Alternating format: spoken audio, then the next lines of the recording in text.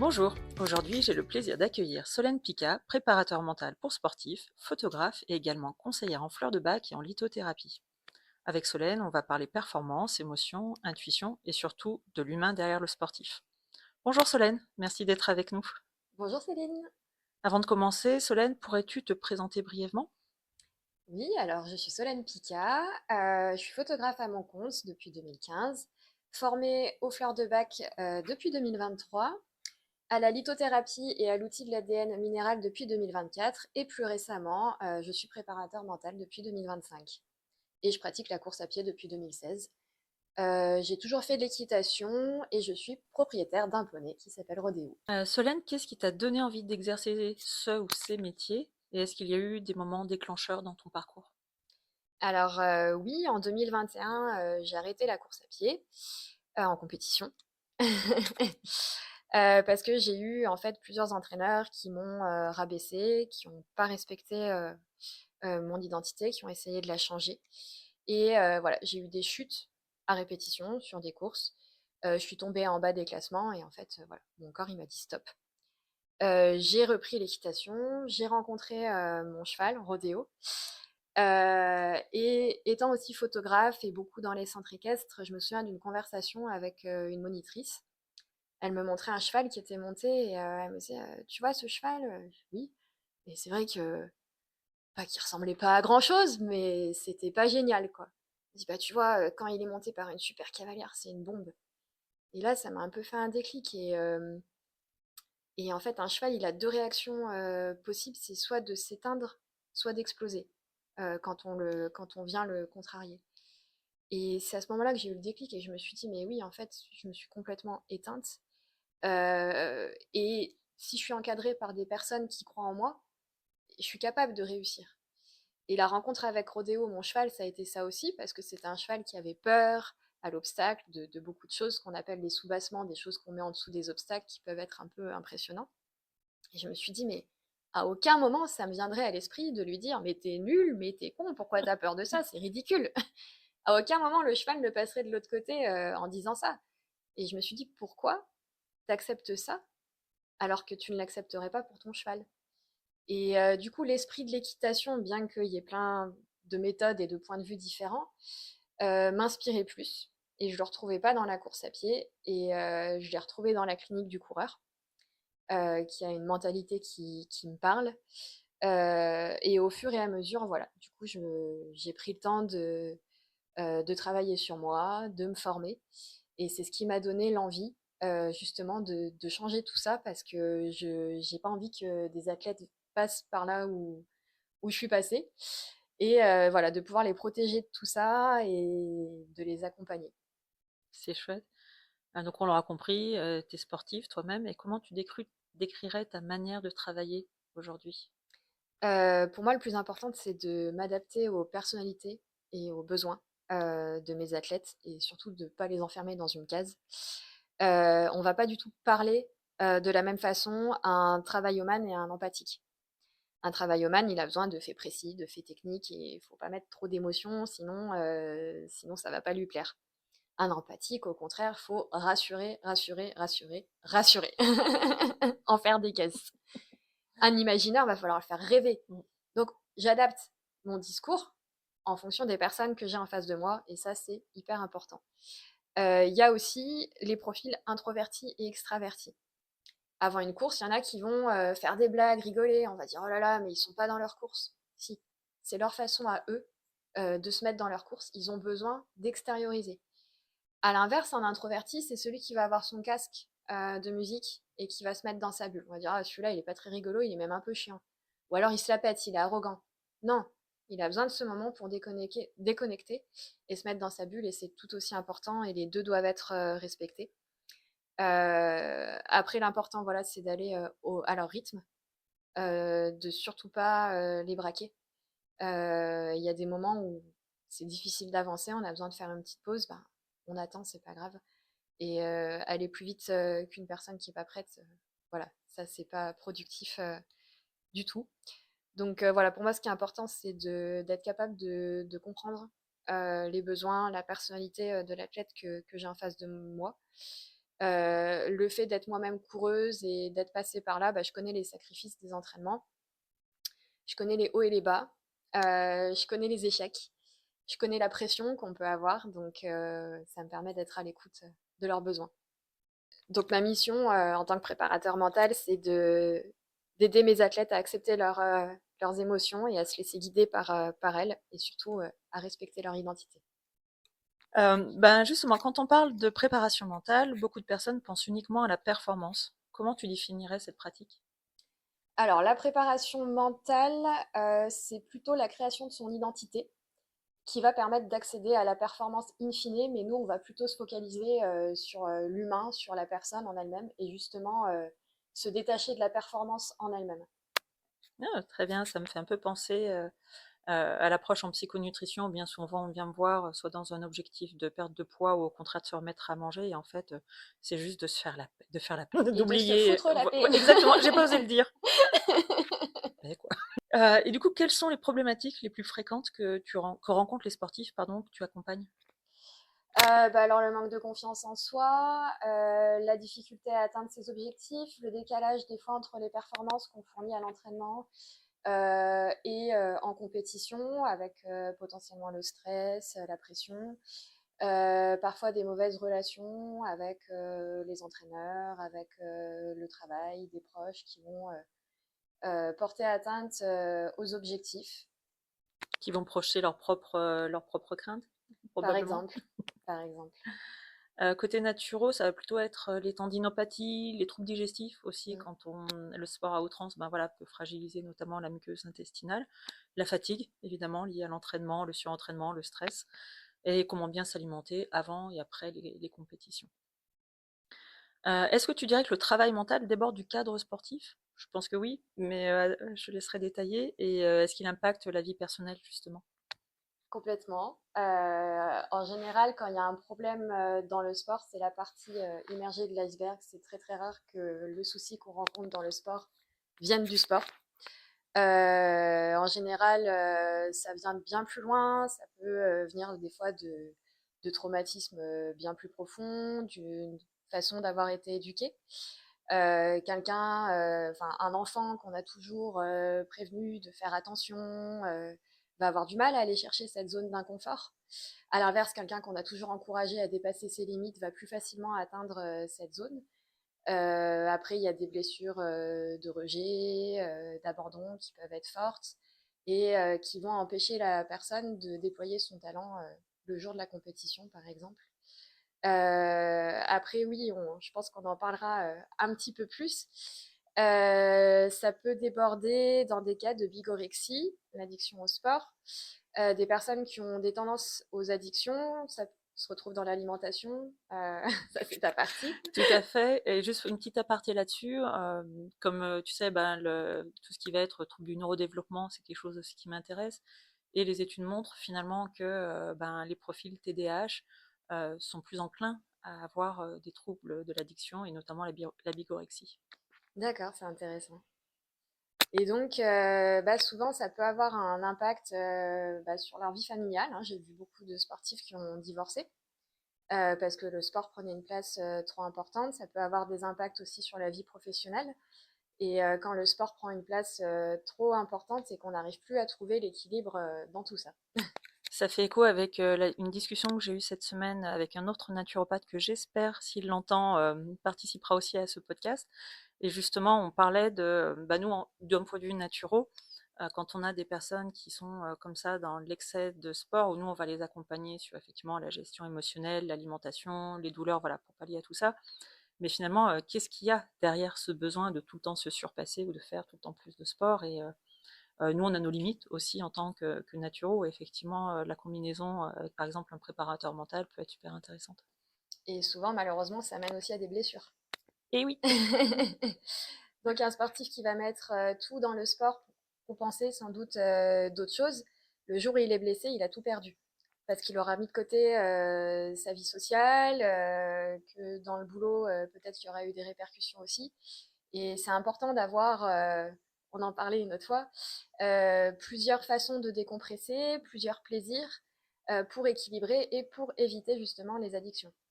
Tout à fait, la rééducation au plaisir qu'on évoque en psychonutrition, comme comme tu viens de l'évoquer. Je sais que tu accompagnes également des non-sportifs. Ton accompagnement est-il différent? Alors, il est différent dans le sens où je vais plutôt accompagner en fleur de bac et en lithothérapie. Ce ne sera pas vraiment dans le cadre d'un coaching sur 6 mois, 3 mois, 1 an, mais plutôt voilà, en conseil en fleur de bac et en lithothérapie. Mais finalement, comme on disait tout à l'heure, euh, on reste pas que sur le sport. On peut pas en fait mettre dans des petites boîtes nos problématiques et dire il y a le sport d'un côté, le perso d'un côté, je vais me faire accompagner sur le travail. En fait, tout joue, tout est relié. Et donc, c'est important d'aborder toutes ces problématiques. Moi, la plupart des personnes que j'accompagne, ben, il y a des changements au niveau du travail, il y a des changements perso et ça va ensemble. C'est la vision holistique et c'est vraiment aussi le but, moi, de ce podcast, de pouvoir finalement réaliser que en tant que professionnel, moi, naturo, par exemple, je peux pas tout aborder bien qu'on ait une approche, que j'ai une approche holistique et de pouvoir ben, s'entourer de professionnels en qui on a confiance et qu'on peut recommander justement en séance aux personnes qu'on accompagne, ben, justement pour pouvoir prendre en charge les aspects sur lesquels on se sent moins confortable ou en tout cas pas formé pour les accompagner. Et je sais qu'on a la même vision là-dessus, mais un des axes principaux de travail en préparation mentale, c'est de reconnecter l'athlète à ses sensations. Oui, Euh, Parce que bien souvent, en fait, on essaye de faire taire la douleur. La douleur, c'est une gêne. Donc, on va mettre des anti-inflammatoires et puis un athlète qui va courir alors qu'il est blessé, c'est un héros. C'est quelqu'un qui a du l'ego. mental et c'est vu comme quelque chose de positif. Et finalement, d'être un peu plus intelligent, entre guillemets, et d'écouter l'émotion et de la voir comme une boussole et qui va nous permettre de savoir justement si on est dans la bonne direction ou pas. S'il faut réduire un petit peu, si on l'écoute tout de suite, ça va très bien se passer. C'est si on l'écoute pas qu'elle va un petit peu râler la douleur. Et du coup, la voir comme quelque chose de positif qui va nous guider justement pour rester en pleine forme tout du long. Super. Une autre question, comment abordes-tu ces sujets justement avec tes clients et en quoi ton approche peut être différente de la mienne? On a commencé à l'évoquer, mais la différence avec la naturopathie par exemple, c'est une question que j'avais posée à Laureline Volatier qui est naturopathe, qui était ma formatrice, dans l'épisode 4 du podcast. Donc au niveau de nos activités, elles sont complémentaires dans le sens où on va encourager nos clients à écouter leur corps, leurs sensations, leurs émotions. Toi, tu vas plutôt être sur un aspect alimentation, moi plutôt sur un aspect mental. Donc en fait, on va aborder ces thématiques sous des angles de vue différents de par nos professions. Et les deux sont hyper complémentaires. Donc ça, c'est chouette. Moi, je peux facilement rediriger aussi des athlètes vers toi parce que moi, je vais les aider à se reconcentrer sur leurs sensations dans le sport. Mais si elles se concentrent également sur leurs sensations quand elles mangent, pour prendre conscience en fait du plaisir qu'on peut avoir sur certains aliments, ça va ensemble quoi. Tout à fait, il y a aussi en naturopathie, moi je vais explorer l'impact des émotions également que toi tu abordes aussi, mais je pense qu'on Mm. peut-être de façon différente et ce qu'on s'était dit une fois lors d'une autre conversation, c'est que on va parler de la même chose, mais pas forcément avec les mêmes mots, et donc du coup ça va pouvoir résonner plus ou moins différemment dans la tête des personnes qu'on accompagne. Donc on travaille sur l'impact des émotions refoulées ou non sur le bien-être Mm. physique, ainsi que les croyances limitantes. Alors c'est pas un travail de psy ou de préparateur mental, mais c'est une première approche, comme je dis bien souvent, Mm. sur les masques, comment ceci peut finalement nous éloigner de notre vrai nous et C'est nous ça. bloquer dans le passage à l'action.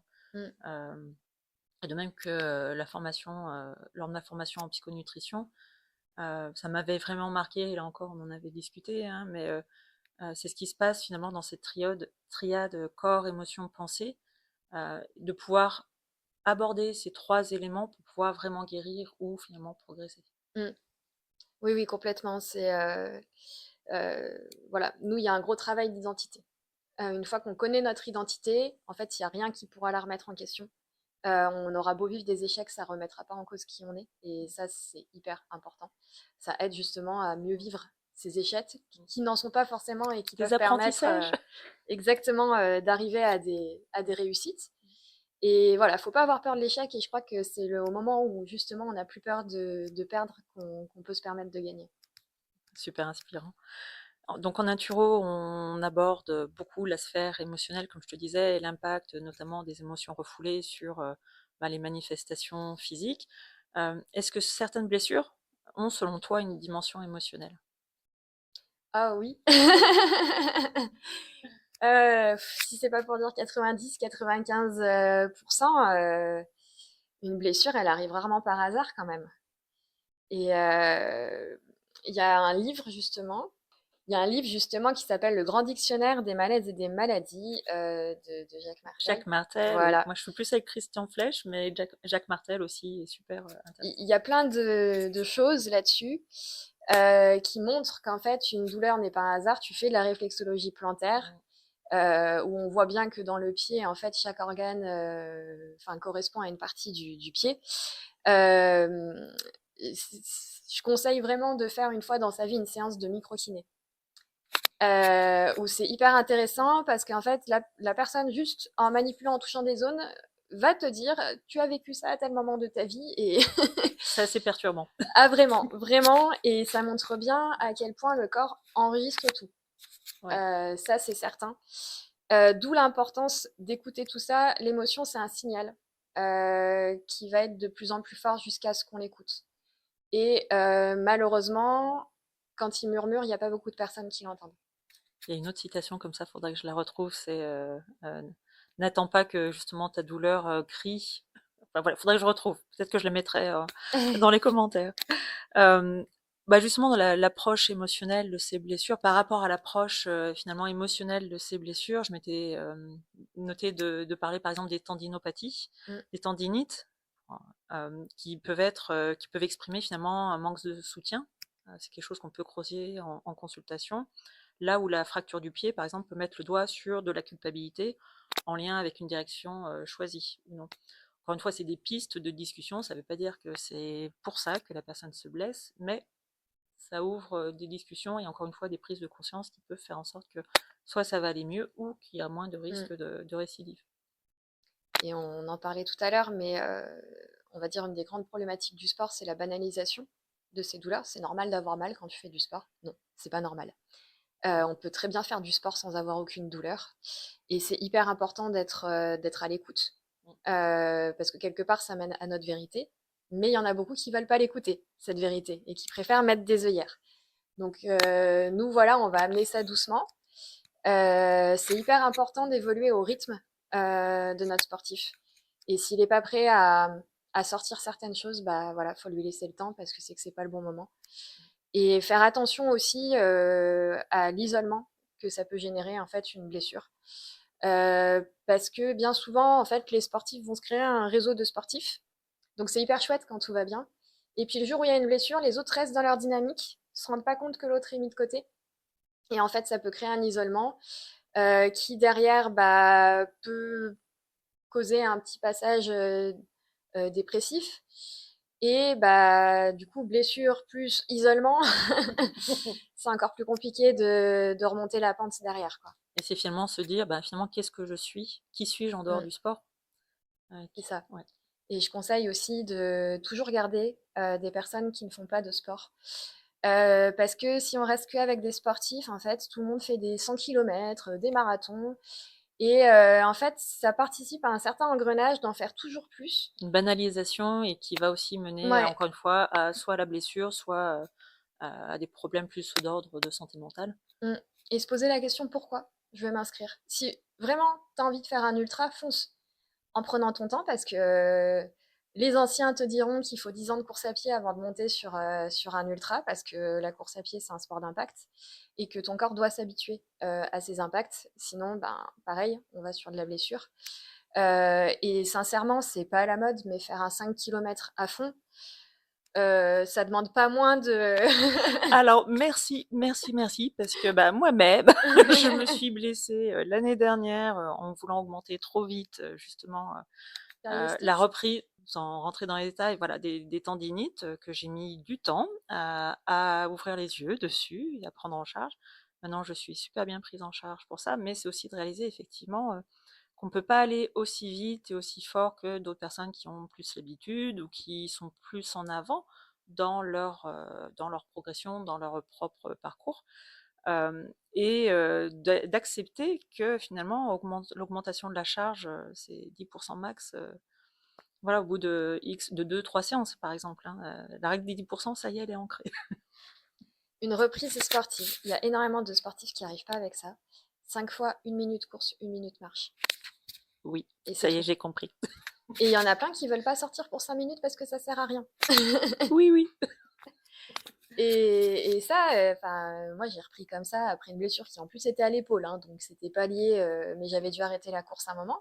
Au début, j'ai fait la gueule quand mon entraîneur m'a donné ça, mais sincèrement, cette reprise en douceur, oui, ça a pris 1 mois et demi.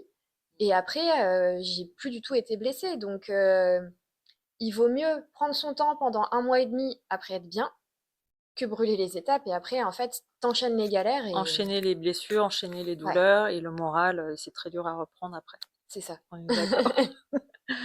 On vient de parler de la dimension émotionnelle de certaines blessures. Est-ce que au cours de tes accompagnements aussi, il y a eu d'autres révélations, prises de conscience ou de l'inattendu qui a pu se passer? Alors, pas au sein de mes accompagnements, mais je connais 2 sportives, en fait, qui ont pu déceler rapidement, un début de maladie de Lyme et un problème cardiaque pour l'autre, grâce à la connaissance de leur corps. Moi-même, ça m'a permis de détecter un trouble dysphorique prémenstruel et d'être accompagnée. C'est quelque chose que, voilà, j'aurais pas prêté attention, je me serais dit que c'était normal et le sport nous pousse, à certaines, contraintes, à un certain effort qui nous permet de voir quand quelque chose, n'est pas normal, en fait et voilà, ce que le sportif souvent a du mal à comprendre, c'est que, la charge mentale et émotionnelle, elle joue énormément sur la fatigue physique et que l'entraînement, on doit l'adapter à ça aussi. Qu'une semaine cool, les entraînements, ils vont passer et une semaine intense au travail, un mauvais sommeil, une mauvaise alimentation, des problèmes personnels, en fait, si on maintient la même charge, on va avoir des blessures et le cerveau, en fait, il va consommer beaucoup d'énergie, quand il réfléchit à autre chose, quand il est pas présent. Cette énergie qu'il consomme, elle est pas consommée, pour le sport, elle est pas infinie et donc par conséquent, voilà, c'est ce qui engendre aussi le risque de blessure, c'est que l'énergie qu'on met, à penser à d'autres choses, en fait, on peut pas la consommer autant à faire son sport et moi, ça m'est arrivé, hein, de dire à mon coach: «Là, cette semaine, je risque de me blesser». Et aussi, est-ce que tu adaptes finalement par rapport au cycle des femmes? Oui, Ouais. ouais, ouais, complètement. Alors ça, c'est très propre, à chaque femme, hein. On est très, différentes, mais effectivement, il y a des phases où on est plus à même de se blesser. Il y a des phases où on est plus productive. Il y a des phases où cool. Ouais. Et souvent les femmes connaissent quand même, leur cycle et oui, c'est important de s'adapter, à ça aussi. On en parle de plus en plus, ça c'est bien et après de voir aussi en fonction de ce qu'on prend, à côté en contraception, ça va jouer aussi et ce qui fait que, voilà, chaque cycle est différent. À présent, on va peut-être s'orienter plus vers les fleurs de bac et la lithothérapie. Tout comme moi, effectivement, tu conseilles les fleurs de bac. Comment cet outil est entré dans ta pratique? Alors les fleurs de bac, j'ai rencontré un kinésiologue quand j'avais 13 ans et qui, m'a fait prendre des fleurs de bac et ça m'a vraiment sauvée à ce moment-là. Donc après j'ai continué à prendre les fleurs de bac un peu toute seule, on va dire. Et puis après, j'ai eu un moment en fait, en 2021 où j'ai arrêté la course, en compétition pendant 1 an et j'ai eu besoin de tout stopper parce qu'en fait mon corps m'a dit: «Merde». Très clairement, j'arrêtais pas de tomber, j'étais habituée à être plutôt dans le haut du classement. Là, j'arrivais dans les dernières, mon corps n'avançait plus. J'ai repris l'équitation à ce moment-là. J'ai rencontré mon cheval, qui m'a appris beaucoup de choses. Et en fait, en essayant de le comprendre, et en fait, c'est finalement moi que j'ai rencontré. Et je me suis C'est beau. formée. Je me suis formée. Alors, d'abord, je fais un petit détour, mais je me suis d'abord formée en fait à l'équitation éthologique avec Andy Booth. Et c'est un détour sans en être un parce que ça reprend beaucoup de choses de. Je suis désolée, du coup, ça rajoute un autre slash une autre casquette. Et du coup, voilà, je me suis formée à ça. Et du coup, ça m'a donné envie de me former aux fleurs de bac sans alcool. Et en fait, cette formation, du coup, c'était à la fois pour les humains et puis à la fois pour les animaux, dont les chevaux. Donc, je me suis d'abord formée à ça. Et puis après, bah, est venue la lithothérapie. Pareil, c'est les pierres, donc la thérapie avec les pierres, pour ceux qui connaissent pas le terme. Et les pierres, ça m'attire depuis toute petite aussi. Quand j'avais 6 ans, qu'on allait à Chamonix, c'était tout de suite aller dans les boutiques de pierres, donc j'aimais beaucoup ça. Et puis après, bah, est venue la préparation mentale qui m'attirait depuis super longtemps, mais c'est que des choses en fait qui m'ont touchée personnellement et qui ont fonctionné. Et c'est pour ça que ça m'a donné envie de le transmettre et d'apporter ça à mes clients. Tout à fait, ça fait un peu écho à ce qu'on disait avant de commencer l'enregistrement et nos galères de micro pour dévoiler les coulisses. Euh, Parce que moi, par exemple, les fleurs de bac, quand j'ai fait pharma, que je travaillais en officine, pour être honnête, je regardais ça un petit peu de loin, pour pas dire regarder ça un peu de haut. Et finalement, j'ai fait un burn-out et j'ai été super bien accompagnée d'un point de vue par une psychologue, par une psychiatre sur cette période qui est très compliquée et je peux encourager les personnes, je ne peux qu'encourager les personnes qui passent par cette phase de s'entourer de professionnels de santé formés pour les accompagner. Mais à un moment donné, effectivement, j'ai ressenti le besoin de me tourner vers autre chose parce que voilà, j'avais toujours des crises d'angoisse, toujours des insomnies. Et finalement, bah, je me suis tournée vers la naturopathie et vers notamment les fleurs de bac, qui ont pour moi été à ce moment-là une révélation. Et c'est pour ça que quand ensuite ben, j'ai fait ma formation de naturopathie et pu étudier enfin correctement les fleurs de bac, j'ai vraiment compris le pourquoi et le comment. Et à présent, ça fait partie intégrante de mon accompagnement parce que de toute façon, par l'émotion, comme on a dit lors des consultations, et que ben oui, les résultats sont là, mine de rien. Les fleurs de bac, bon, on le reprécise, c'est pas un médicament. Tout à fait. Ça peut accompagner des antidépresseurs ou accompagner l'arrêt d'antidépresseurs pour faire une Tout à fait. transition. Bah voilà, c'était ça. Ouais. Toujours demander l'avis d'un professionnel de santé quand on touche aux médicaments. C'est pas le conseiller en fleurs de bac qui va prescrire un arrêt de. Non. Voilà. On- Non, mais c'est important de le dire Oui, parce que malheureusement, j'ai déjà eu des clients qui voulaient arrêter leur traitement et qui parlaient de médicaments avec les fleurs de bac et je leur répétais bien non, c'est pas du tout on un n'est pas médicament. sur le même plan. Enfin, je pense que tu as le même discours. C'est vraiment pouvoir redonner aux émotions leur juste place. C'est pas de Mm. mettre un mouchoir dessus. C'est pas voilà de dire qu'il y a une bonne ou une mauvaise émotion. C'est juste leur laisser leur juste place. Et ça fait un travail en profondeur, en douceur. Euh, voilà, je pense que pareil, les images, on a les mêmes, hein, que ce Mm. soit l'image de la poupée russe ou de l'oignon, des épluchures, des couches de l'oignon, euh, pour, euh, pour expliquer comment ça travaille justement sur nos différentes couches émotionnelles. Et un petit point là-dessus, on entend beaucoup parler des fleurs de bac pour le stress. Ça permet aussi, il y en a qui peuvent aider à tenir dans une préparation sportive qui va être longue ou des périodes de travail intenses. Ça peut aider sur la fatigue, sur les variations hormonales, dans les périodes de changement et aussi pour la confiance en soi. Donc, elles vont venir compléter et renforcer en fait les coachings. Tout à fait. Moi, je m'étais noté effectivement par rapport aux sportifs que ça peut être aussi intéressant pour surmonter la peur de la compétition, par exemple. Complètement. Voilà. La fatigue physique, mentale Mm. ou encore la dévalorisation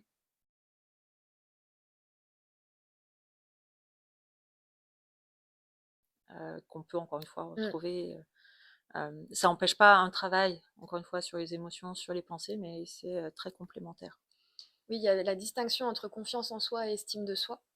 La confiance en soi, on a l'arche, par Mhm. exemple, où on va carrément avoir peur de faire quelque chose par peur de ne pas y arriver. Mm. Donc l'arche va permettre de se débloquer par rapport à ça. Et après, il y a l'estime de soi, Crab Apple, Oui.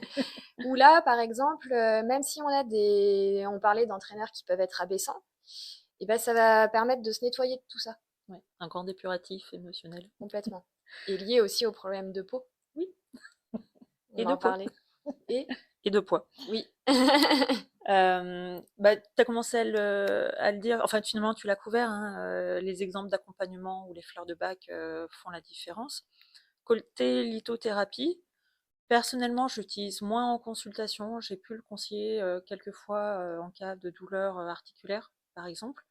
Je les utilise moi-même, mais plus, voilà, à titre, personnel. Heu, Qu'est-ce qu'elle représente pour toi dans ton accompagnement?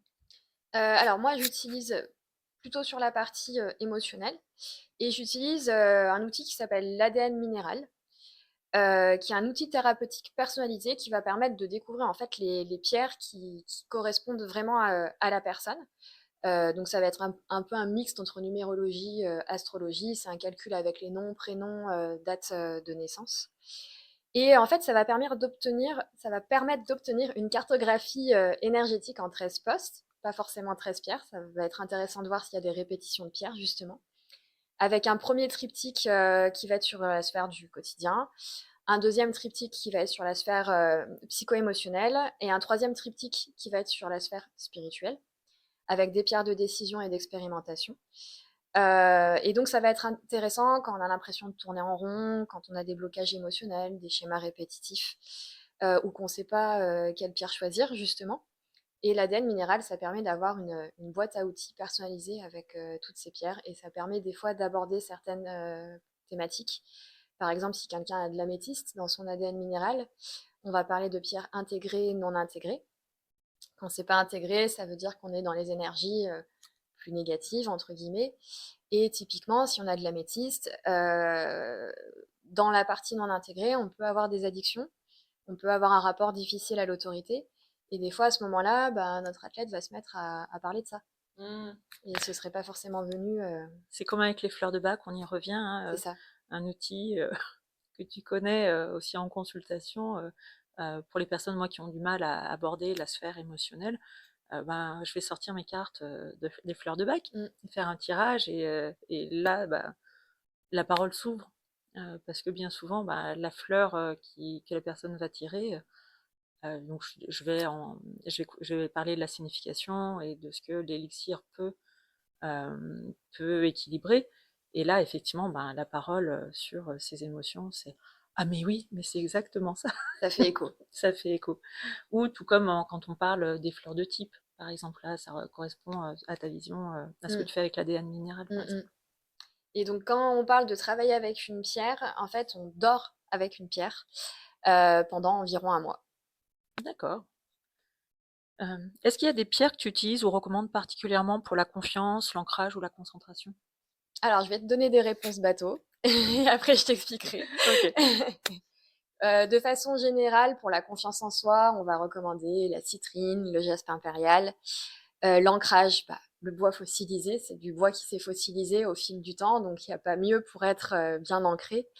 La concentration, on a la fluorite verte, qui est recommandée quand on passe des examens, quand on fait des formations. La labradorite aussi, dans le sens où elle va apaiser l'hypermentalisation, donc avec un mental plus calme, on arrive mieux à se concentrer. Pourquoi je te dis que c'est des réponses bateau? Parce que, par exemple, pour avoir confiance en soi, certaines personnes vont avoir besoin de régler leur traumatisme.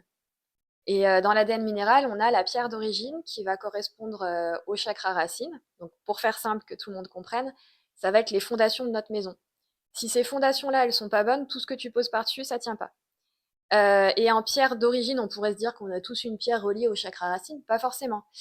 Si on a de l'aigle marine en pierre d'origine, donc reliée au chakra de la gorge, donc à la communication, en fait, on va avoir besoin de pouvoir s'exprimer librement, de pouvoir parler dans la paix.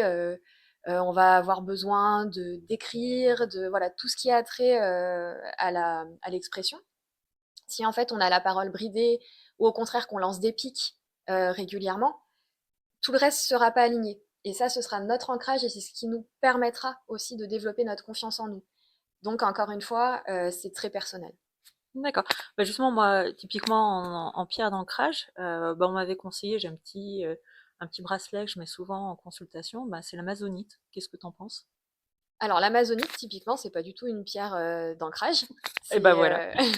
c'est plutôt relié au chakra du cœur. Donc, quand on est dans le rose, c'est plutôt se réparer. Et le vert, c'est dans l'ouverture. Et bah, c'est une verte, voilà, pour les consultations. Donc, c'est très bien. Et peut-être que toi, d'avoir cette énergie-là permet d'être bien ancré. Donc c'est pas parce que c'est pas une pierre d'ancrage que toi, ça va pas t'aider à être bien ancré. Donc encore une fois, c'est très, très personnel. Super. C'est pour ça que c'est aussi bien de se faire conseiller par des personnes formées. Comment inviter quelqu'un de très cartésien à découvrir cet outil sans le brusquer?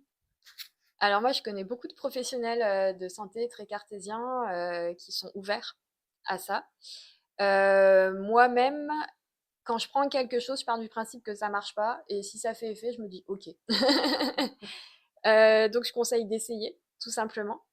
Et après, de comprendre. Les pierres, en fait, il y a plusieurs choses qui font que ça fait effet sur nous.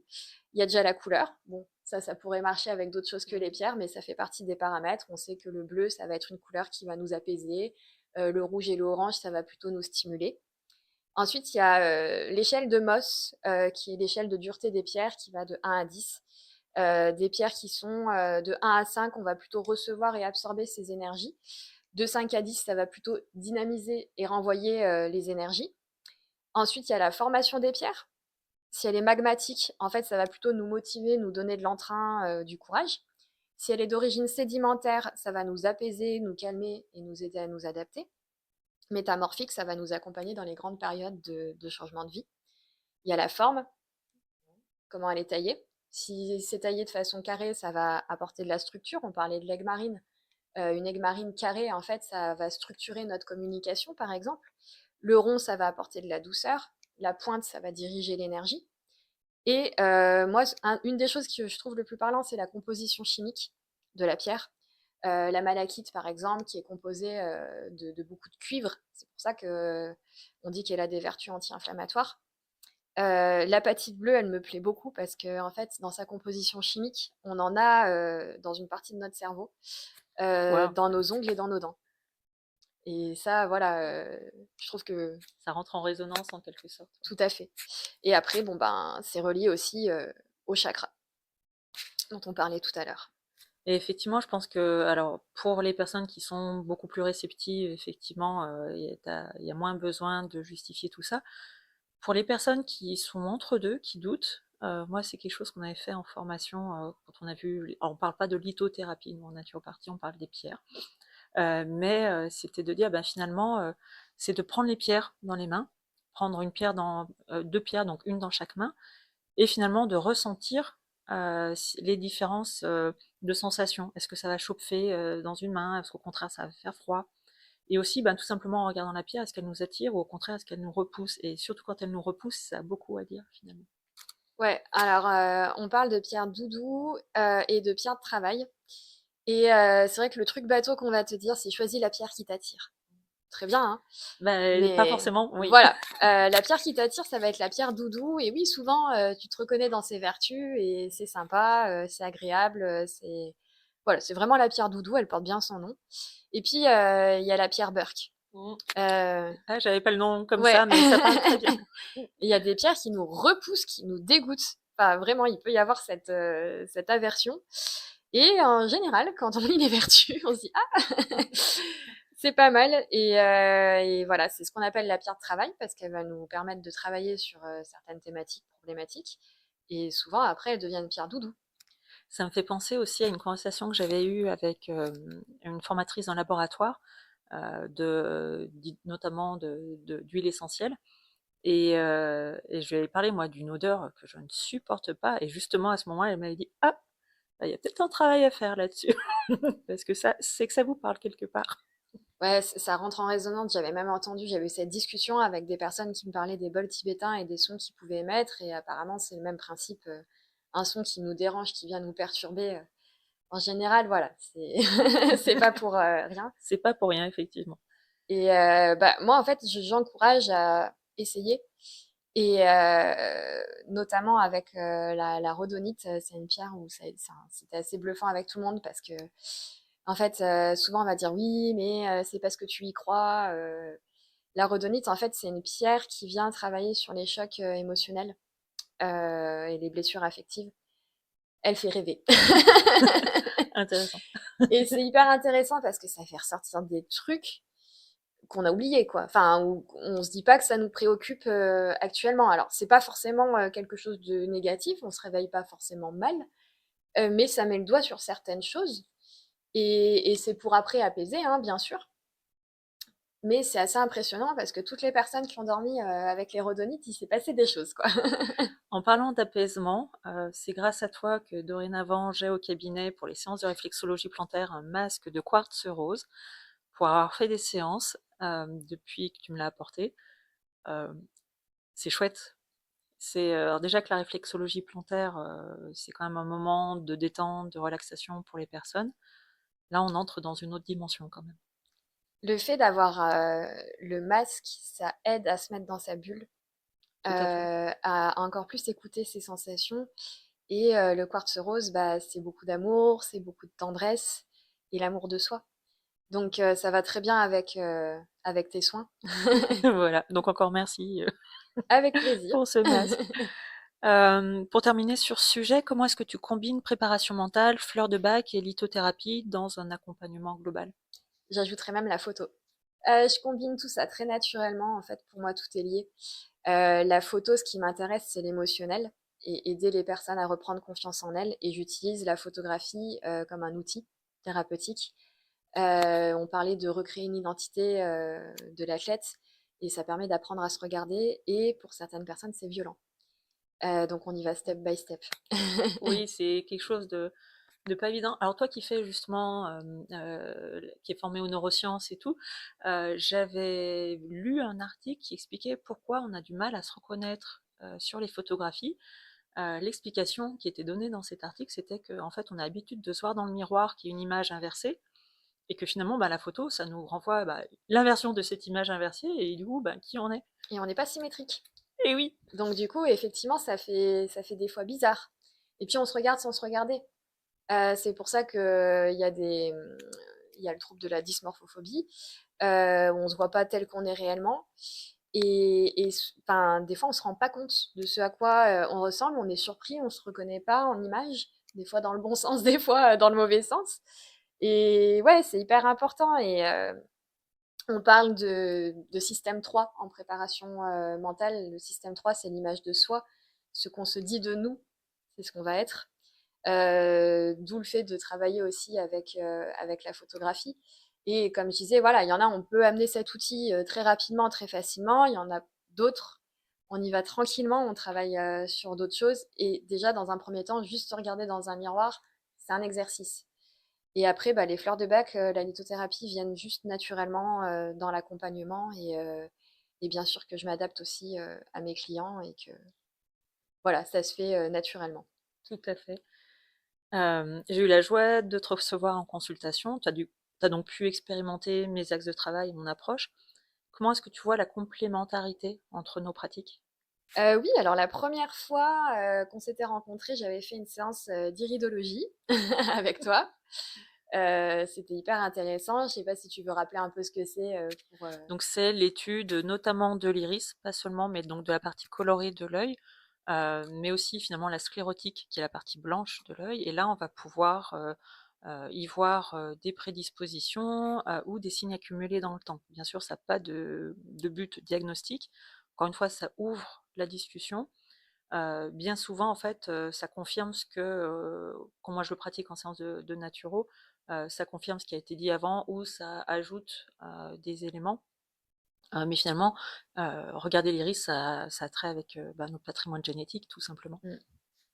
Donc c'était hyper intéressant. J'avais commencé, comme ça avec toi. Tu m'as aussi fait une belle séance de réflexologie plantaire, c'était chouette.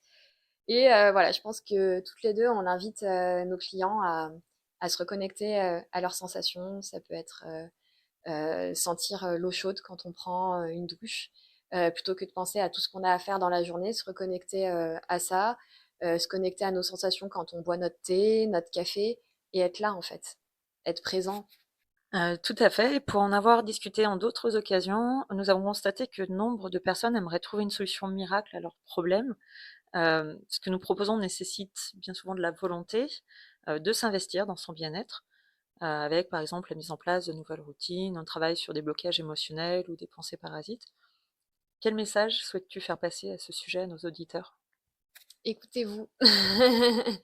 C'est du 50-50. En fait, on peut pas tout attendre d'un coach ou d'un thérapeute. Et c'est important de prendre sa place dans le coaching et d'être acteur. Tout à fait. Et pour ceux et celles qui sont déjà venus à mon cabinet, j'ai une affiche de l'expo Lego à Lyon de 2024 sur ma porte, hein, je la pointe du doigt en même temps qu'on parle.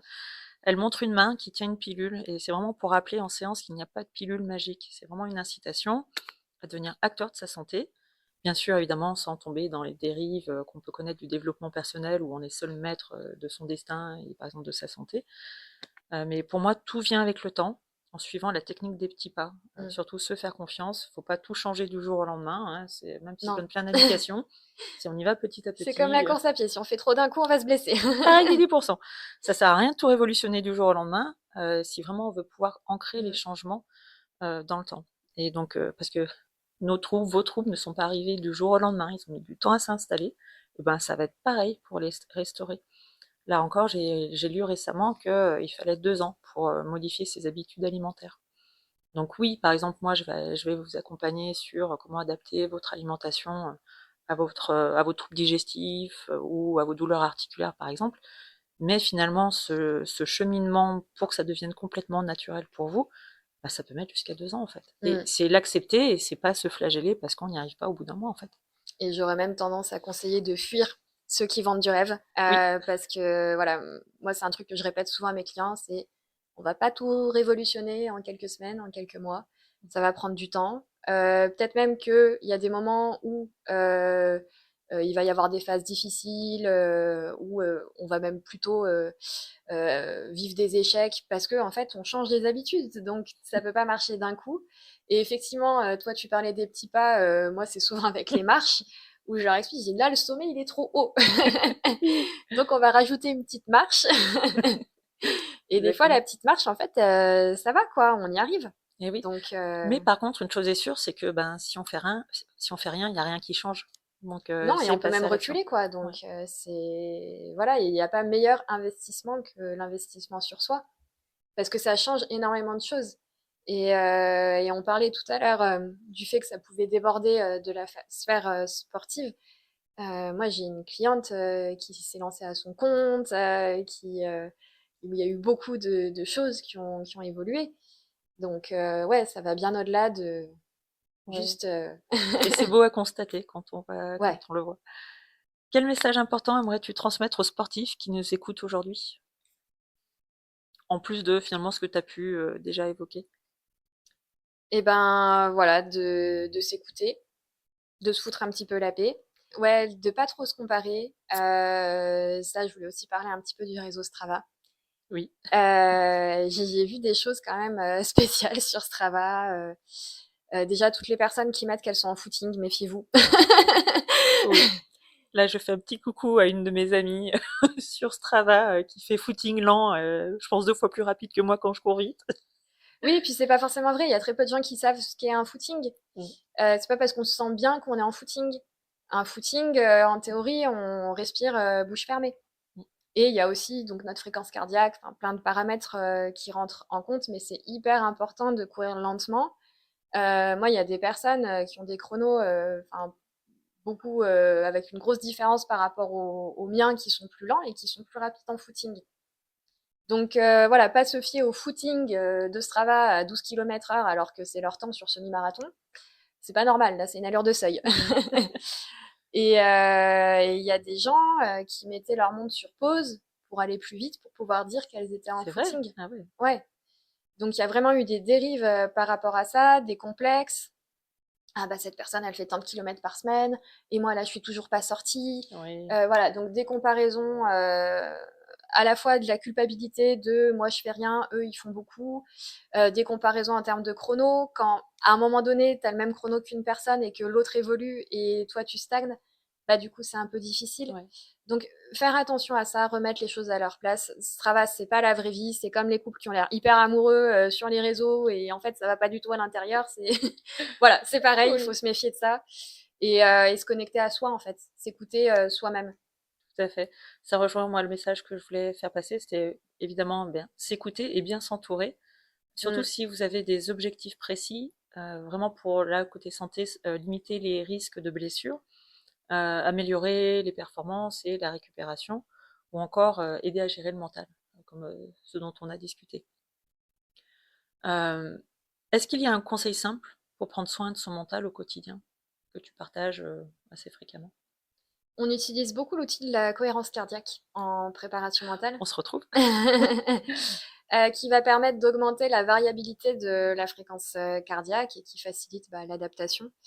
C'est quelque chose qui, dans le temps, en fait, tend à diminuer ce qu'on appelle donc la VFC. 5 minutes de cohérence cardiaque, déjà une fois par jour, dans un premier temps, c'est super, même en commençant par 3 minutes, encore une fois, les petites marches. C'est mieux que rien, c'est un début. De base, pour dire, moi j'ai testé les exercices de respiration. Donc pour les personnes que ça stresse, je conseille dans un premier temps de faire avant une activité sportive parce que si jamais ça stresse, après on évacue en courant un petit peu et on ressent vraiment des bienfaits, même au niveau des organes. C'est prouvé aussi que... Alors, si ça stresse pendant une activité sportive, effectivement, moi je vais conseiller de le faire quand on est calme, Mm, vraiment, et de le faire régulièrement en période de calme, c'est que ça. ce soit la cohérence cardiaque ou d'autres techniques de relaxation, pour que le cerveau intègre qu'il est en sécurité. Parce que le problème, si on fait ces exercices que quand on est stressé, en prévision d'une Mm. telle ou telle performance, eh ben en fait, le cerveau, il est pas bête, il va dire, t'es stressé, ben, je vais continuer à stresser quand tu fais cette technique. Donc, c'est Ouais. vraiment pouvoir le faire en période de calme, quand on est apaisé, et le faire aussi souvent que Mm. possible pour que ça devienne finalement un automatisme. Et tester aussi, en fait, c'est bien avant une séance parce que en fait, ça remet à zéro émotionnellement. Des fois, on attaque une séance et on a tous nos petits soucis du quotidien, on a la tête prise par plein d'autres choses et en fait, on n'est pas là. Donc, ça permet de se remettre à zéro émotionnellement, à tester avant une compétition parce qu'il y en a certains que ça endort. Ouais, c'est pas faux. Donc voilà, pour ceux que ça a tendance à endormir, on peut faire 2-3 heures avant un effort et en fait tester tout simplement pour voir ce qui correspond le mieux. Ok. Encore une fois, on s'adapte. Chaque personne est unique.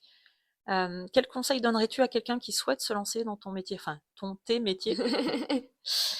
Alors pour tout ce qui est thérapie, coaching, de soi-même suivre une thérapie, suivre un coaching, parce qu'en fait, on ne peut pas s'occuper des autres si on ne s'est pas occupé de soi-même, c'est hyper important.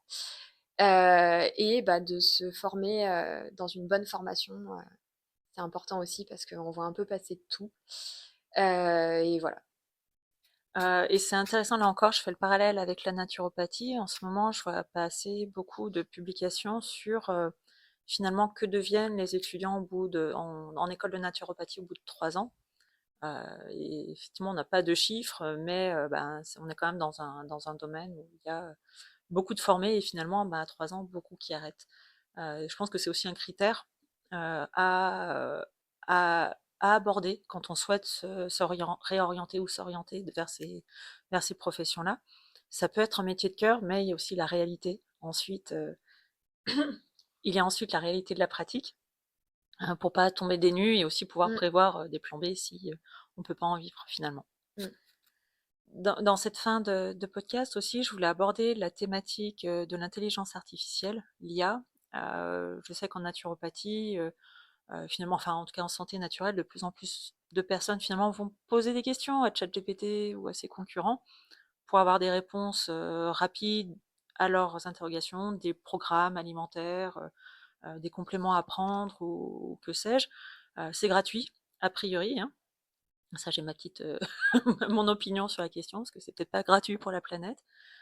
Les conseils qui sont donnés ne sont pas toujours adaptés, ils sont soit partiels, soit pour avoir vu des grosses erreurs dedans. Euh, à ton avis, quelle est la différence finalement qu'est-ce qu'on apporte de plus aux personnes qui nous consultent par rapport à l'intelligence artificielle? De l'humain. Non, c'est bête à dire, mais je digresse légèrement par rapport à ça, mais ça m'a fait mal au cœur une fois un collègue qui allait pas bien, qui s'est confié à ChatGPT. Et Ouais, je me dis, en fait, à- où on en est pour se confier à ChatGPT et ne pas se confier à ses amis. ouais, Ça dénote aussi quelque chose, quoi. ouais, Et est-ce qu'on s'écoute? Est-ce qu'on se pose réellement la question, tu vas bien? Et juste un ça va? Non. Comment tu vas? Enfin, ouais. est-ce qu'on va chercher plus loin que juste un oui, oui? Est-ce qu'on s'intéresse au langage non verbal de la personne? Ou est-ce qu'on est tous un petit peu dans notre bulle et qu'on fait plus trop attention aux uns et aux autres? Ouais. Et je pense que c'est pour ça que c'est une digression sans en être, Mmh. mais nous, on va au-delà de ça. Ouais, On voit le langage non verbal de la personne, on s'y intéresse, on regarde ce qu'elle nous dit, on regarde ce qu'elle nous dit pas. oui. C'est Et exactement moi ce qu'on me dit en consultation, c'est: «Ah ben, je pensais pas que j'allais parler de ça aujourd'hui» ou mm, «J'en ai jamais parlé à personne». mm, Et finalement, ben, c'est du déblocage de ces choses qu'elle gardait en elle que finalement, ben, au niveau physique, ça va mieux, ça se débloque, surtout au niveau digestif. Euh, voilà, encore une fois, ça ne veut pas dire que ça fait tout, mais rajouter de l'humain. euh, et finalement, parce que l'intelligence artificielle, elle répond que ce qu'elle connaît. Alors oui, effectivement, elle a accès à des terras et des terras de données, mais finalement, elle n'a pas, en tout cas pas encore, l'expérience terrain et la relation interpersonnelle que nous, on peut avoir en consultation. je suis pas contre l'IA, je trouve que c'est Mm. un outil qui est très intéressant. J'aime pas trop le mettre dans le relationnel. Oui. Là, c'est là où ça commence à m'embêter fortement. Mm. Cette dépendance émotionnelle qu'ont les gens avec l'intelligence artificielle, je trouve ça malsain. Euh, et puis, ça va pas aller chercher plus loin que ce qu'on se demande. Exactement. Par exemple, on peut tout à fait choisir soi-même ses pierres, ses fleurs de bac. C'est là où moi je rajoute un côté thérapeutique, où je vais poser des questions, Mhm. Voilà, mettre le doigt sur certaines choses, et en fait, du coup, la personne peut partir sur complètement autre chose parce qu'en exactement. fait, on voit Mm. que la surface et on manque cruellement de recul sur soi-même. Et on est bien placé pour le dire, je pense, parce Ouais. qu'on a beau être formé, on n'échappe pas à la règle et Mm. nous-mêmes, on a besoin d'être accompagnés Mm. de façon extérieure parce qu'on n'est pas fait pour s'auto-coacher, quoi. Non, et typiquement, si on... Et encore une fois, hein, c'est pas juste pour jeter la pierre sur l'IA, ça peut être très utile dans certaines Mm, situations, mais dans la santé, dans le bien-être, attention. Typiquement, vous pouvez très bien chercher, alors que ce soit sur Google, pour pas le nommer, ou effectivement grâce à l'IA de plus en plus pour faire des recherches. Que faire? J'ai de l'eczéma, qu'est-ce que je peux prendre? oui. Et ben, typiquement, attention, parce que ben, derrière l'eczéma, qu'est-ce qui se cache? C'est Mm, bien souvent un terrain inflammatoire, mm. c'est bien souvent une dysbiose, enfin, des composants émotionnels qui ne sont pas réglés. Donc peut-être que l'intelligence artificielle va apporter certains éléments, mais c'est pas ce qui va résoudre le problème, je pense. Ouais, je me souviens d'une fois où je vendais des pierres et la personne, elle me demande conseil sur une pierre de protection, mais elle voulait pas ceci, elle voulait pas cela, et celle-ci, elle est trop noire, et celle-ci, je l'ai déjà. Et elle finit par me dire, bon ben, je vais demander à ChatGPT. Déjà, j'ai trouvé ça très déshumanisant. Et Oui. au final, ChatGPT lui a sorti les pierres que je lui avais conseillées, et c'était juste elle qui voulait pas voir. Mm. Mais je trouve que c'est un peu violent quand même Ouais. quand d'en arriver là, quoi. Ouais. Voilà, c'était une petite digression, mais merci. Avant de conclure, où est-ce que nos auditeurs peuvent te retrouver ou en apprendre davantage sur tes services? Je suis sur le secteur de la Tour du Pin, je me déplace, je reçois pas. Et je fais aussi des séances en visio. Et après, sur les réseaux, on peut me retrouver sur Facebook et Instagram, Solène Picard, préparateur mental. Je mettrai tout ça en description du podcast. Et je vous invite aussi à suivre les aventures de ton cheval, Roro. Merci beaucoup, Solène, pour ton temps et cette discussion super enrichissante. Bah, Et merci à toi, Céline. à bientôt. À bientôt.